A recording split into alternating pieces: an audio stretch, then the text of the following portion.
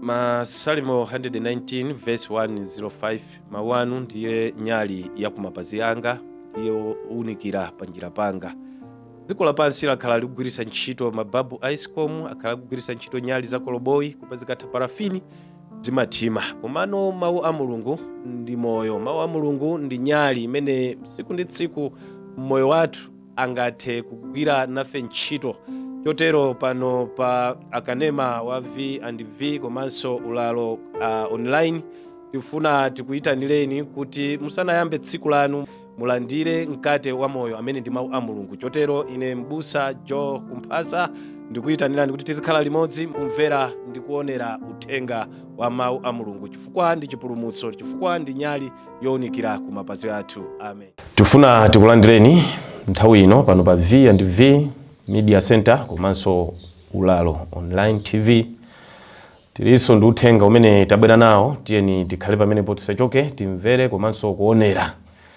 Uthenga wathu kuchokera Mafumu achiwiri chapter 20 verse 1 kulekeza 11. Mutu wake tikunena kuti mwayi wachiwiri wa Hezekiya.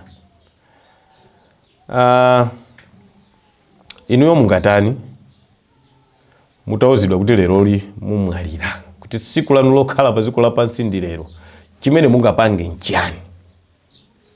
Mfumu Hezekiya analandira uthenga wangati wa zimene ndafotokoza kuti akulu mufa, you shall die. Simukhala ndi moyo iya, mufa. Ndiye kuti mmalo moti akhale kumazimvera chisoni, akhale kumangolira, akhale kumangodandaula, ati adasankha kupita kukapemphera Hezekiya, mfumu yabwino kwambiri. Hezekiya anali okhulupirika, mfumu imene inakhalapo idalamulira nthawi imene Israeli adali pa mavuto lalikulu, pa chivuto chachikulu. Ndiye ngakhale adali okhulupirika akukumana ndi vuto lakuti afa. Zimene zikutanthauza kuti tikakhala okhulupirira sizikutanthauza kuti sitizafa. Timwalira ndithu, chifukwa tili mu dziko limene kuti timwalire. Hezekiya akutembenukira kukhoma, ndikuyamba akupemphera, ndikumukumbusa Mulungu ubwino wake umene Hezekiya ali moyo amauchita. Kuti ndathandizana amasiye ine, ndalipirira sukulu ovutika ine, ndathandiza kama effort misonkhano ya chalichi ine, ndadyesa wanthu ine, ndatumiza magalimoto anga kunyamula anthu kupita misonkhano yoikika ine. Zoona ndife Yehova, ntchito yanu sindamalize. Ndakuti Mulungu adayankha. Pompasaso pomonjezeraso zaka zina 15 kusogolo kwake kwa moyo wake. Chozizwa chachikulu chimenechi.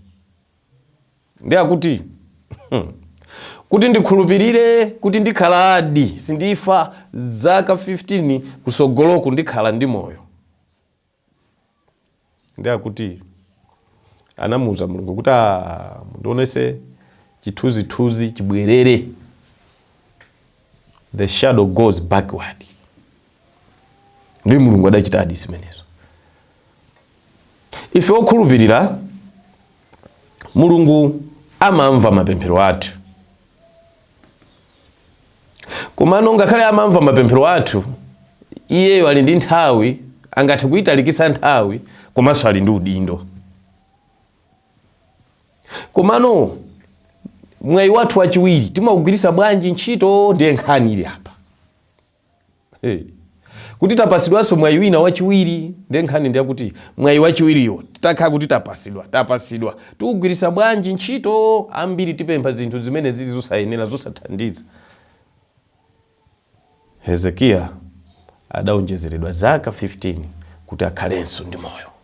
Chotero phunziro ili lero lifuna amene tikumva uthenga ulero litithandizire kunena kuti Mulungu ndi othekera kubwezeresanso thanzi lathu. Mulungu ndi othekera kukonzanso maubale athu amene anasokonekera, anabalalika, anatha ndi azinzathu. Mulungu ndi othekera kukonzanso uzimu wathu. Mulungu ndi othekera kuperekanso maubwino.